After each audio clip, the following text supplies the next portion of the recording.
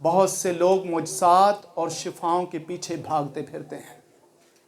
कलाम को ध्यान से सुनिएगा और पूरी तवज्जो के साथ अपने लिए इसे नोट कर लें, अपने अंदर रिसीव कर लें, अपने अंदर इसे जमा कर लें, अपने अंदर स्टोर कर लें।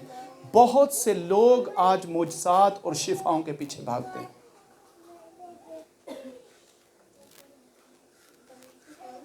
मुअज्जिज़ात और शिफाओं के पीछे भागने वाले कभी शागिर्दियत में नहीं आ सकते। याद रखना, वो शागिर्दियत को कभी नहीं अपना सकेंगे। मैं ईमान रखता हूं, हम ईमान रखते हैं, मुझसे होते हैं, शिफाएं होती हैं, होनी चाहिए।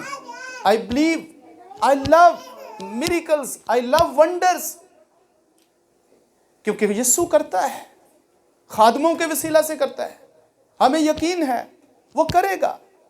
मगर क्या होता है जब कोई शख्स वंडर्स के पीछे जाता है, मुअज्जिज़ात के पीछे जाता है, तो क्या होता है? हो सकता है उसको मुअज्जिज़ा मिल जाए, हो सकता है ना मिले। अगर उसको मिल जाए तो वो खुदावंद की शुक्रगुजारी करेगा, अगर ना मिले तो शिकायत। हाँ, ऐसा ही है। जिसको मिल जाता है वो शुक्रगुजारी करता है, जिसको नहीं मिलता वो शिकायत करता है।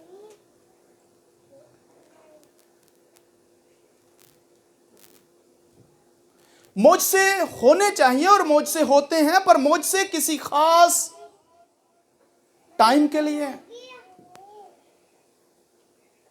ये नोटेड चीजें जो हैं ये नोट कर लें, मुझसे खास टाइम के लिए होते हैं।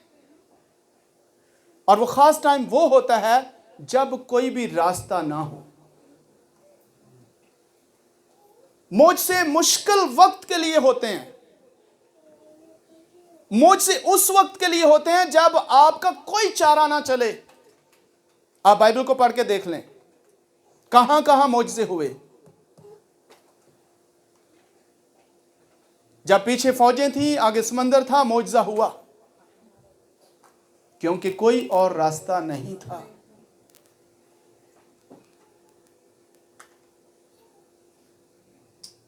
एलिया ने मुआवजा किया, क्यों किया? इसलिए कि सारी दुनिया के अंदर काल था और कोई हल नहीं था।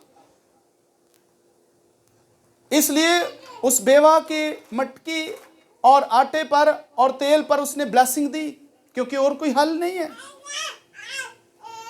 एलिया ने मुआवजा किया क्योंकि वो दूसरी तरफ जाना चाहता था, पर कोई कश्ती नहीं थी, कोई हल नहीं था। मुझसे मुश्किल वक्त के लिए हैं। जीसस ने मुझसे किए और वो करता है। बिलीव करते हैं, हम इस पर यकीन करते हैं, ईमान रखते हैं कि यीशु मुझसे करता है।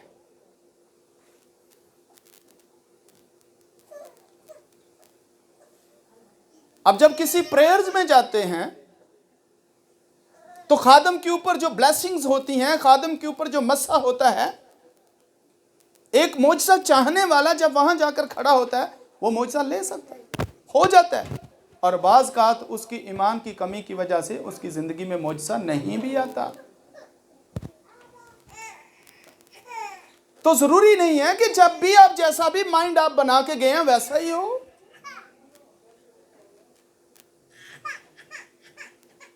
आपने देखा बहुत से मसीही हैं जो वो बीमार होते हैं, तो क्या होता है? जब एक शख्स बीमार होता है तो वो कहां जाता है? डॉक्टर के पास जाता है। सुनिएगा ध्यान से, वो डॉक्टर के पास जाता है, डॉक्टर उसका चेकअप करता है और डॉक्टर उसको चेक करके उसको मेडिसिन देता है और हफ्ते के लिए बेड रेस्ट दे देता है। ये मेडिसिन है और ये 7 दिन आपने मेडिसिन खानी है और घर जाना है और बेड रेस्ट करनी है। अब वो मरीज क्या करेगा? वो डॉक्टर से मेडिसिन लेगा, घर जाएगा, 7 दिन तक बेड रेस्ट करेगा, क्योंकि डॉक्टर ने बोल दिया है। तो क्या करेगा? 7 दिन तक बेड रेस्ट करेगा और 7 दिन के बाद उसने फिर डॉक्टर को चेक करवाना है। डॉक्टर क्या कहेगा? आप बेहतर हैं, पहले से बहुत अच्छे हैं। वो दोबारा से उसको मेडिसिन देगा और कहेगा 7 दिन और बेड रेस्ट करें। मुझे बताएं, कभी आप लोगों ने शिकायत की डॉक्टर से जाकर? हाँ, कि आपने मुझे 15 दिन की छुट्टी दे दी, मैं घर में बैठा हूं, मैं खाऊंगा कहां से, पीऊंगा कहां से, मेरा खर्चा कैसे चलेगा, मेरे घर के कैसे रहेंगे, मैं कैसे जीऊंगा, मुझे पैसा कहां से आएगा। चर्च में आकर शिकायत करते हैं आप। सोचिएगा, नो रिस्पेक्ट टू गॉड। आप ही हैं जो खुदा को इज्जत नहीं दे रहे। आप डॉक्टर को कभी भी नहीं शिकायत जाकर करते कि आपने मुझे 15 दिन की छुट्टी कर दी, मैं घर में बैठ गया हूं, मेरा बिजनेस कैसे चलेगा। और वहां आपको पैसा भी नहीं मिल रहा बल्कि जा रहा है। मैं आपको सच्चाई से बता सकता हूं, वो टाइम जो आपने डॉक्टर को दिया, वो टाइम आप खादम को दें, आप यकीनन हील हो जाएंगे। वहां तो पता नहीं आप हील होते हैं या नहीं होते, लेकिन वो टाइम अगर आप खादम को देंगे, वो टाइम अगर पास्टर को देंगे, मैं कहता हूं कि वो टाइम अगर आप मुझे देंगे, आप यकीनन शिफा पाएंगे। लेकिन आप डॉक्टर को तो शिकायत भी नहीं करते। ये हमें जानने की जरूरत है। क्या मैं शिफा दूंगा उसे? क्या मेरे वसीला से उसको मौजज़ा आ जाएगा? नहीं, मैं उसे शिफा नहीं दे सकता। मैं उसे कलाम सिखाऊंगा, मैं उसे कलाम सिखाऊंगा और कलाम उसे ईमान देगा और उस ईमान के वसीला से वो बंदा महफूज हो जाएगा, वो शिफा पा जाएगा। मैं नहीं, कलाम के वसीला से। बाइबल कहती है कलाम के वसीला से ईमान बढ़ता है। और मैं उसे क्या कहूंगा? मैं उसे 15 दिन कलाम सिखाऊंगा। मेरा ख्याल है 15 दिन आने से पहले ही वो हील हो जाएगा। आमीन। लेकिन ना उसके पैसे लगेंगे, ना उसकी छुट्टी होगी, ना वो कोई और जगह से परेशान होगा, बल्कि वो खुदा के कलाम से हील हो जाएगा। कितने लोग हैं जो खुदा के कलाम की तरफ रागब होते हैं, डॉक्टर की तरफ चले जाते हैं। हमारा सर दर्द होता है, हम डॉक्टर के पास चले जाते हैं, या हमारा सर दर्द होता है, हम मुआवजा लेने के लिए चले जाते हैं। मुआवजा सर दर्द के लिए नहीं है, आप समझिए इस बात को। मुआवजा उस वक्त के लिए रखा खुदा ने जब कोई हल ना हो तो वो मुआवजा करे, तब वो अजीब काम है। हमारा सर दर्द खत्म हो जाए, हम कहते हैं मुआवजा हो गया। सर दर्द के लिए, जुकाम के लिए, नज़ला के लिए, खांसी हो गई है, डॉक्टर के पास चले जाते हैं, पादरी के पास, मेरे लिए दुआ करो। जरूरत नहीं है उस वक्त पादरी के सामने सर करने की। आपको समझने की जरूरत है कि करना क्या है।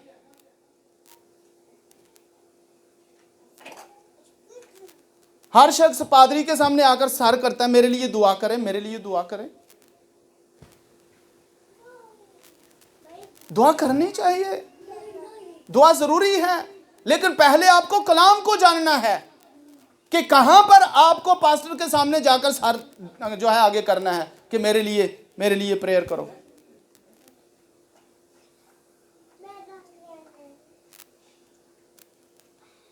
क्या अभी कभी आपने पास्टर से पूछा कि सर कभी आप भी बीमार हुए हैं? पूछा कभी आपने? और साथ ये भी पूछा कि आप जब बीमार हुए तो आपने फिर क्या किया था? पर ये नहीं पूछेंगे। क्या कहेंगे? मेरे लिए दुआ करो, मेरा सर दर्द हो रहा है। ये नहीं पूछेंगे कि आप भी कभी बीमार हुए, आपने क्या किया। क्योंकि अगर ये पूछेंगे तो खादम उसे बताएगा कि मैंने खुदा के कलाम पर ध्यान दिया, मैंने खुदा के कलाम पर तवज्जो दी, मैंने खुदा के कलाम को सीखा और खुदा के कलाम से मुझे ईमान मिला और मेरी सारी बीमारी चली गई। वो ये नहीं पूछेगा, वो कहेगा मेरे लिए बस दुआ करो। जिसको फाइनेंस का प्रॉब्लम होता है वो भी कहता है मेरे लिए दुआ करो, मैं बहुत तंग हूं, मेरा घर नहीं चलता। वो खादम से आकर ये क्यों नहीं पूछता कि जब आपको फाइनेंस की कमी थी, जब आपको फाइनेंस प्रॉब्लम था, तो आपने क्या किया? खादम उसे बताएगा मैंने खुदा के कलाम पर ध्यान दिया और मैं इस मुश्किल से बाहर आया। पर इस तरह के सवाल नहीं है कलीसिया के पास, इस तरह की बातें नहीं है कलीसिया के पास। मुझे याद है जब मैं और मेरी फैमिली बहुत मुश्किल में थे, मैं खुदावंद की शुक्रगुजारी करता हूं कि किसी शख्स ने आकर हमें नहीं उठाया, किसी शख्स ने आकर हमारी हेल्प नहीं की, वरना आज हम उस शख्स के आगे ऐसे हाथ जोड़ रहे होते और आज उस शख्स के सामने सर झुका रहे होते। मैं शुक्रगुजारी करता हूं खुदावंद ने मेरा स्टैंड दिया कि हम कलाम खुदा के अंदर खड़े रहे और फाते और गालिब हुए। और आज शुक्रगुजार हैं खुदावंद ने हमें किसी इंसान के सामने झुकने नहीं दिया। खादम से पूछें वो भी एक इंसान है, उसके साथ भी मसला होता है, पर उससे पूछें जब आपके साथ ये मसला हुआ तो आपने क्या किया, वो आपको बताएगा मैंने क्या किया और मैं कैसे इस मसले पर गालिब आया। पर हम क्या कहते हैं, हम कहते हैं हमारी जिंदगी में मौजज़ा हो जाए, हम सिर्फ मौजज़ा लेना चाहते हैं, लेकिन मौजज़ा आता कैसे है ये नहीं सीखना चाहते। एक शख्स आता है, वो मछली बेचता है, और दूसरा शख्स क्या करता है, मछली लेता है, और तीसरा शख्स क्या करता है, मछली पकाता है, और जो लेने वाला वो खाता है। एक शख्स ने मछली पकड़ के लाई और दूसरे ने खरीदी, तीसरे ने बना के दे दी, और क्या किया, बस खाई। आप सोचिए अगर वो मछली बेचने वाला मर जाए तो जिसका जी चाहता था मछली खाने को, अब वो क्या करेगा, क्योंकि उसे पकड़नी तो आती नहीं है। पहले तो कोई पकड़ के लेके आता था, उससे वो ले लेता था, बेगम बना के दे देती थी, खुद खा लेता था, काम नहीं करता था, मेहनत नहीं करता था, कैसे पकड़नी है। अगर उस मछली पकड़ने वाले से पूछ लेता सर आप पकड़ते कैसे हो, तो फिर जब भी कभी उसका जी चाहता तो वो मछली पकड़ के खा सकता था। लेकिन चूंकि उसने कभी ऐसा पूछा नहीं है, उसने तो ली, बेगम ने बना दी, बनानी भी नहीं पड़ी, बस खा ली। बहुत से लोग ये चाहते हैं कि उनके मुंह में नवाला डाला जाए और उनके फिर जबड़े भी हिलाए जाए, ऊपर नीचे किए जाएं। इतने सुस्त हैं।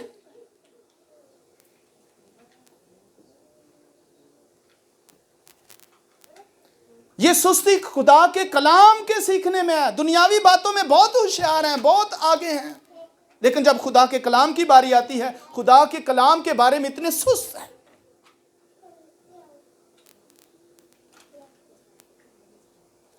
दो शख्स आए हैं, एक शख्स घर से ही ये नियत बना के आया, मैंने अब आज मौजज़ा लेके आना है चर्च से। उसकी नियत ये है मौजज़ा लेना, उसकी नियत है शिफा लेना। अभी भी आप लोग, कुछ लोगों को समझ नहीं आ रही मैं क्या कह रहा हूँ। घर से नियत क्या बना के आया, मैंने शिफा लेनी है, मौजज़ा लेना है, शिफा लेनी है, मौजज़ा लेना है। दूसरा शख्स आया, मैंने आज कलाम को सीखना है, मैंने आज कलाम को सुनना है, क्योंकि यीशु ने कहा है कि सुनो गौर से कि रूह कलीसिया से क्या फरमाता है। दूसरा शख्स कह रहा है मैंने कलाम को सुनना है, उसका भी सर दर्द कर रहा है, लेकिन वो कहता है नहीं मैंने कलाम को सीखना है। एक शख्स है, वो कहता है मैंने मौजज़ा लेना है, वो भी बीमार है, दोनों बीमार है।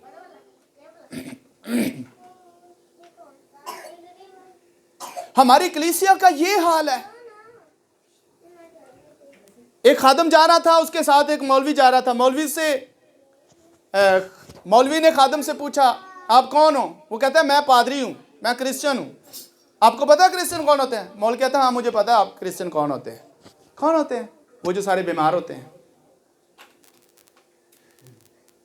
क्रिश्चियन कौन होते हैं? जो सारे बीमार होते हैं। उसने कहा ये क्या बात हुई? उसने कहा मैंने देखा है, मैंने एक बड़े ग्राउंड में क्रिश्चियनों की इबादत देखी है। वहां एक गोरा आया था और बहुत हजूम था वहां पर। जब गोरे ने कहा ना कि खड़े हो जो कौन कौन बीमार है, सारे ही बीमार। ये है कलीसिया। कौन कौन बीमार है? सारे ही बीमार। उसने कहा आप जानते हैं आपके कौन क्रिश्चियन होते हैं? हाँ मैं जानता हूं। क्रिश्चियन कौन होते हैं? जो सारे बीमार होते हैं वो क्रिश्चियन होते हैं। ऐसा ही है, ऐसा ही है। एक क्रिश्चियन वो नहीं है जो बीमार है, क्रिश्चियन वो है जिसको हील कर दिया यीशु मसीह ने। हर वक्त बीमार, हर वक्त बीमार, हर वक्त बीमार। सोचे ही पता नहीं कैसी शैतान ने दे दी है। और वो शख्स जो घर से ये नियत लेके आया है मैंने मौजज़ा लेना है, वो कलाम नहीं सुनेगा, क्योंकि उसका टारगेट मौजज़ा है, उसकी नियत मौजज़ा है। ना तो वो दुआ में शामिल होगा, ना वो प्रस्तश में शामिल होगा, ना ही वो कलाम को ध्यान के साथ सुनेगा। वो बस उसको अंदर से खुजली हो रही है, वो देख रहा है, टाइम बार बार देख रहा है कि अब कब कलाम ख़त्म होगा और कब खादम कहेगा सामने आ जाओ भी जिन जड़े जड़े बीमार ने, कब मेरे पे हाथ रखेगा और मैं मौजज़ा लेके जाऊंगा। उसको और किसी चीज़ से सरोकार नहीं है, उसको अपने मौजज़े से सरोकार है। वो कलाम को कभी भी नहीं सुनेगा। अब दूसरा शख्स क्या कर रहा है? हो सकता है वो हील हो जाए, खुदा खादम उसको बुलाए, हाँ भाई अगर कोई बीमार है तो वो प्रेयर करवा सकता है, भाग के आएगा सामने, सारा आगे करेगा। हो सकता है वो मौजज़ा ले जाए। फर्ज करें उसको मौजज़ा मिल गया है, वो चर्च से जाएगा, क्या वापस आएगा? नहीं, वो चर्च में वापस नहीं आएगा। क्यों? क्योंकि जो उसकी नीयत थी, जो उसकी जरूरत थी, जो उसकी डिजायर थी, वो पूरी हो गई है। वो नहीं वापस आएगा।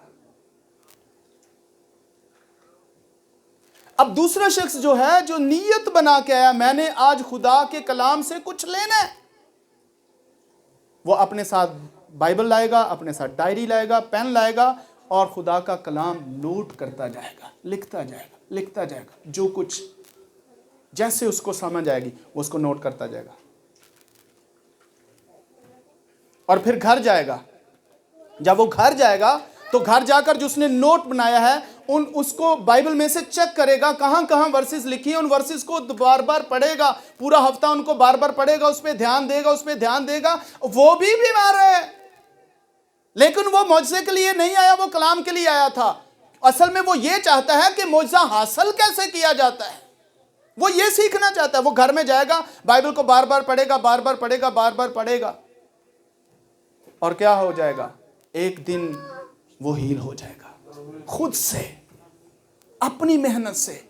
उसको किसी खादम की जरूरत नहीं पड़ेगी कि कोई उसके सर पर आके हाथ रखे और वो हील हो। नहीं, वो खुद से हील हो जाएगा। अब नेक्स्ट टाइम क्या होगा? नेक्स्ट टाइम वो ही शख्स जो खुद से हील हो गया है, अगर इब्लीस आकर उसके दरवाजे पर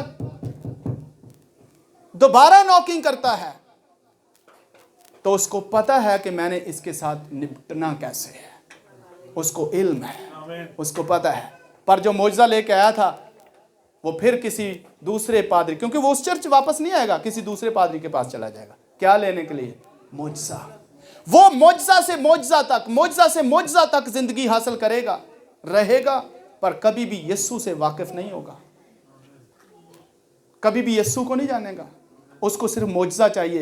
एक चर्च से दूसरे चर्च में मौजज़ा लेने के लिए, उस चर्च से तीसरे चर्च में मौजज़ा लेने के लिए, तीसरे चर्च से चौथे चर्च में, सिर्फ वो मौजज़ा लेने के लिए भटकता फिरेगा और कभी भी हील नहीं होगा।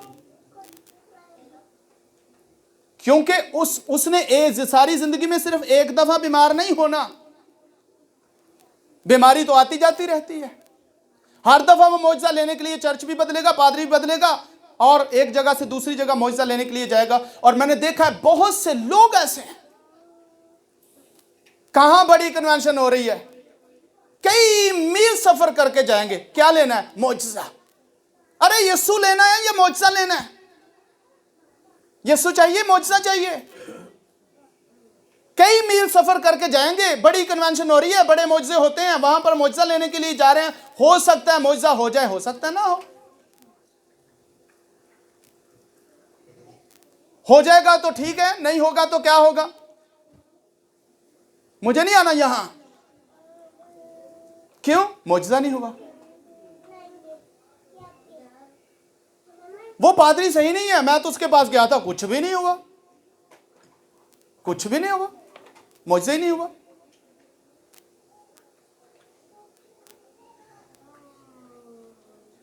सही बात है।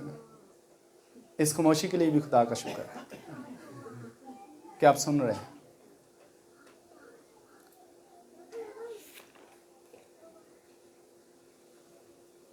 जब कोई शख्स थोड़ा बीमार होता है, उसका सर दर्द है, ज़ुकाम है, नज़ला है, खांसी है, फेफड़ों में तकलीफ है, लेकिन वो करीबन मर्ग नहीं है, उसको मौजज़े के पीछे जाना नहीं चाहिए।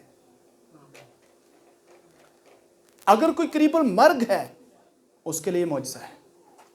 खादम को बुलाएं, मौजज़ा होगा। आमीन,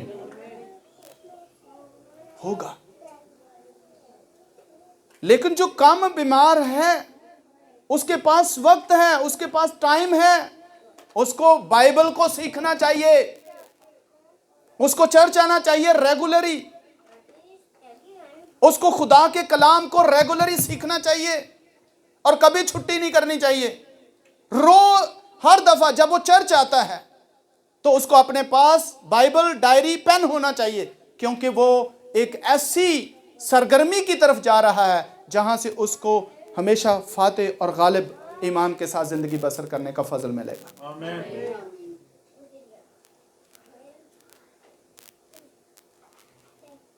इसलिए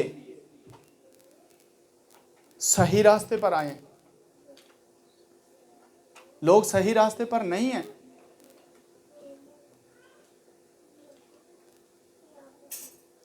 मौजज़ा करने वाले बादशाही में नहीं जाएंगे, सही तालीम नहीं जो देते। उनको बताना चाहिए कि मौजज़े से पहले कुछ करना है, ताकि वो खुद से ऐसा करने वाले बन जाएं अपनी जिंदगी के अंदर। जिसके पास टाइम है वो बाइबल को सीखे। सर दर्द हो रहा है, उस पर खुद से गालिब आए। जब आप खुद से गालिब आना सीख जाएंगे तो फिर आपको कोई चीज गिरा नहीं सकेगी। कोई भी आपके सामने खड़ा नहीं हो सकेगा।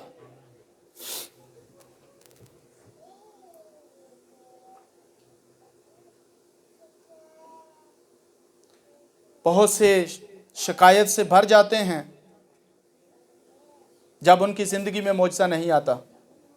वो कहते हैं मैं तो गया था, मैं तो चर्च गया था, पर मुझे कुछ भी नहीं मिला, कुछ लिया ही नहीं है।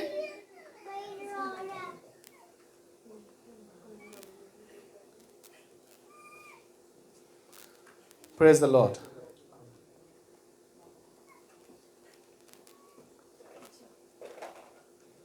खुदावंद की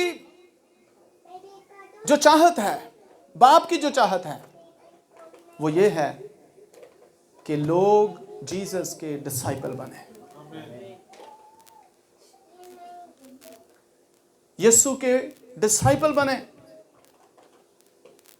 और यीशु ने यही कहा है, अगर तुम मेरे कलाम पर कायम रहोगे तो हकीकत में मेरे शागिर्द बनोगे, और सच्चाई से वाकिफ होगे तो सच्चाई तुम्हें आजाद करेगी। आजादी किन चीजों से देगी? सच्चाई। इन तमाम चीजों से जिनके पीछे हम भाग रहे हैं।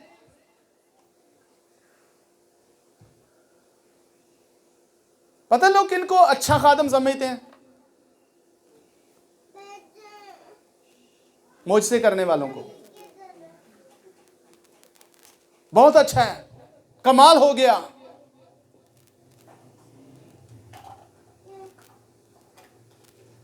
यीशु मसीह ने कितने मौजज़े किए थे?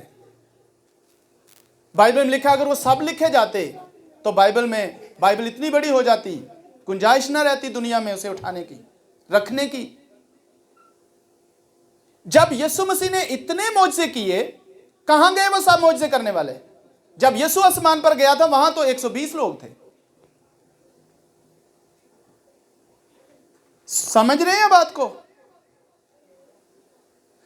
यीशु ने इतने मौजज़े किए, हजारों लोग थे वहां पर, हजारों लोग खाना खाते थे, मौजज़ाती खाना, मौजज़ाती रोटियां। यहां बहुत से लोग दुनिया के अंदर अब मौजज़ाती रोटियों पर लगे हुए हैं। इनको समझ नहीं आती करना क्या है। मौजज़ा हो जाए, मौजज़ा हो जाए, मौजज़ा हो जाए। जब यीशु आसमान पर गए थे, हजारों लोगों के अंदर मौजज़ात हुए थे, हजारों लोगों के सामने, मगर वहां पर सिर्फ 120 थे। कहां गए वो सब मौजज़ाती रोटियां खाने वाले, मौजज़े पाने वाले? कहां चले गए? क्योंकि उनकी डिजायर यीशु नहीं था, उनकी डिजायर मौजज़ा था, शिफा था। होश में आइए, समझिए खुदा के कलाम को कि खुदा का कलाम क्या कहता है। और एक वक्त आया कि वो सब छोड़कर चले गए। चले गए या नहीं चले गए? यीशु ने अपने शागिर्दों से कहा, क्या तुम भी जाना चाहते हो? जबरदस्त मौका है, चले जाओ। पतरस ने कहा, खुदावंद हम कहां जाएं? खुदावंद हम कहां जाएं? तू तो ऐसे करता है बंदा हो जाता है, गिर जाता है। तू तो हाथ लगाता है बंदा गिर जाता है। खुदावंद हम कहां जाए? तू कहता है बंदा उठ जाता है, हम कहां जाएं? मुर्दे जिंदा हो जाते हैं, बीमार अच्छे हो जाते हैं, कोढ़ी पाक साफ हो जाते हैं, हम कहां जाएं? क्या पतरस ने यह कहा था? नहीं, पतरस ने यह नहीं कहा था कि खुदावंद तेरे हाथ लगाने से यह बंदा गिर जाता है, शिफा हो जाती है, मोजे हो जाते हैं, बदरूहें निकल जाती हैं। पतरस ने यह कहा खुदावंद जिंदगी और जिंदगी की बातें तो तेरे पास है, हम जाएं कहां? मौजज़ों का जिक्र नहीं किया था। हम किन का जिक्र कर रहे हैं? मौजज़ा हो जाए। ये पादरी ठीक नहीं है, कोई मौजज़ा नहीं होता। पहला बीमार हो फिर तेरी जिंदगी मौजज़ा आ जाएगा, फिर सही है। और भाई मौजज़े बीमारों के लिए हैं, तो बीमार हो जो मौजज़ा हो जाते हैं जिंदगी। यहां से भी कुछ समझो बात। अगर खुदावंद ने तुम्हें हील ही रखा हुआ है, शुक्रगुजारी करें कि बीमार हो तो फिर मौजज़ा है, फिर खुशी है।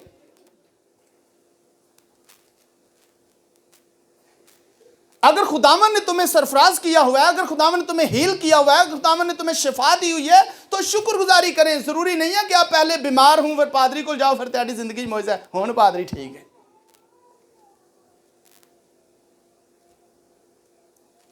इसलिए जीसस ने कहा मेरे कलाम पर ध्यान दो, मेरे कलाम को सीखो।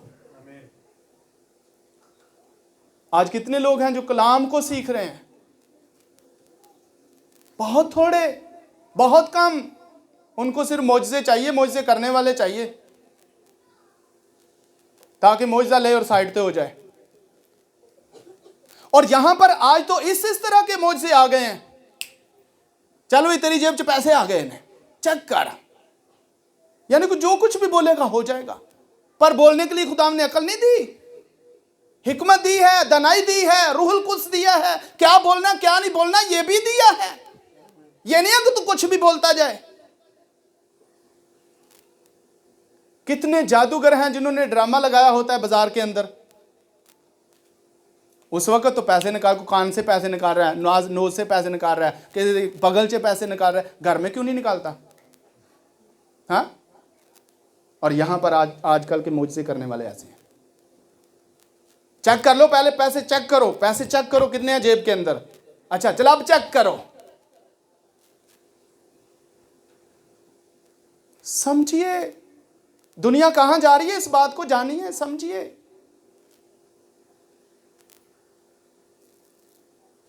यीशु मसीह ने एक मिसकाल देना था, उसने ये नहीं कहा पतरस जाओ दे के आओ। रोटियां बना लेता है, मिसकाल नहीं बना सका। मिसकाल देने के लिए पतरस को कहता है जा बंसी डाल दरिया के अंदर, खुंडी डाल, पहली मछली आएगी उसका मुंह खोलेगा, उसके अंदर मिसकाल है। आधा मेरे लिए दे, आधा अपने लिए दे। मिसकाल टैक्स देना था यीशु ने अपना और पतरस का। तो रोटियां बनाई हैं, सिक्का नहीं बनाया। वाह! गवर्नमेंट को चाहिए कि ऐसे जो जादूगर हैं उनको रखें, मशीनें बंद करें। क्यों लाखों रुपया खर्च कर रही है गवर्नमेंट? ये जो पैसे बनाते हैं जादूगर उनको बुलाएं, मशीनें बंद कर दें। लाखों रुपया पेपर पर खर्च होता है, लाखों वहां पर जो है लोग वो काम करते हैं। तो क्या करें? उनको बंद करें, जादूगरों को रखें, ताकि ऐसे पैसे बना बना के गवर्नमेंट को देते जाएं। अरे उनके अपने पास घर में खाना नहीं होता, इसलिए वो मांगने के लिए ये एक तरीका इख्तियार करते हैं। उनके पास कुछ नहीं है। इसी तरह के आज मौजज़ाती काम करने वाले हैं, जो अकल से काम नहीं लेते, रूहुल कुद्स से काम नहीं लेते, क्या करना क्या नहीं करना ये नहीं जानते। बस जो तुम बोलोगे हो जाएगा। कौन कर रहा है? बैंक में चेक करो कितने पैसे बढ़ गए, लाखों बढ़ गए। वाह जबरदस्त पादरी है। पर यीशु ने ऐसा नहीं किया। उसको एक सिक्का चाहिए था, उसने बंदे को भेजा। मुझे अफसोस है ऐसे ईमानदारों पर जो भटकते फिर रहे हैं, लेकिन बाइबल की तरफ तो जो नहीं है कि बाइबल क्या कहती है, खुदा का कलाम क्या कहता है, वो नहीं सीखना।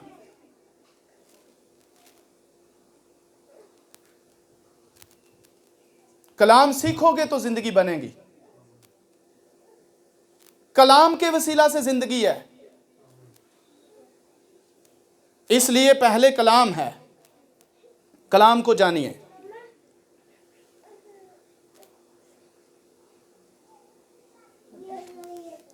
क्या अच्छी बात होगी अगर आप खुदा के खादम से कहें कि आप मुझे बताइए कि जब आप बीमार थे तो आपने क्या किया था? तो खादिम उसे बताएगा कि मैंने क्या किया था। कलाम।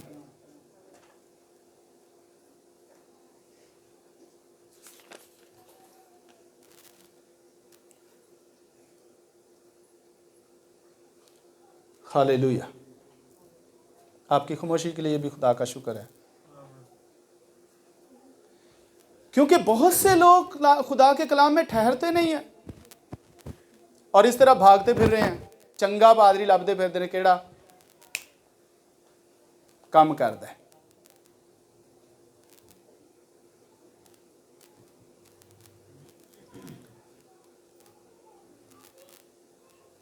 अजीब तरह की तालीमें जो हैं दुनिया को दी जा रही हैं, उनसे बचने की कोशिश करें। एक शख्स आता है, पाजी साहब मेरे लिए दुआ करो, मैं रूहानी बनना चाहता हूँ। पाजी साहब तो वाह है, ये तो बड़ी अच्छी प्रेयर आप बोल रहे हैं। आप रूहानी बनना चाहते हैं, मैं आपके लिए प्रेयर करूं, मैं आपके लिए हाथ रखता हूं, आप रूहानी हो जाओगे। क्या बाइबल ऐसा कहती है?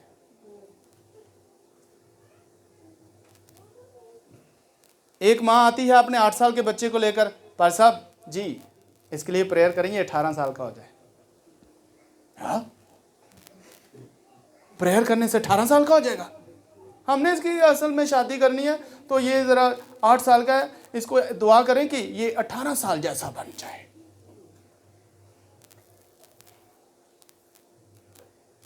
हो जाएगा? सच कहूं तो लोग यही कह रहे हैं और यही कर रहे हैं। पता क्या करते हैं? मैं रूह में बढ़ना चाहता हूं, मेरे पर हाथ रखो। अगर एक जिस्मानी शख्स 8 साल का 18 साल का हाथ रखने से नहीं हो सकता, तो रूह में भी हाथ रखने से वो रूहानी नहीं बन सकता। उसको मेहनत करनी पड़ेगी।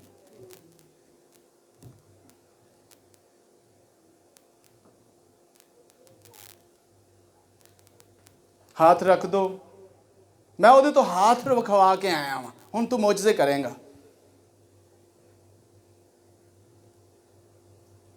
मैंने उससे हाथ रखवाए, हुण मैं रूहानी हो गया। हाथ रखने से ब्लेसिंग तो जारी हो सकती है, बरकत जारी हो सकती है, रूहानी नहीं हो सकता।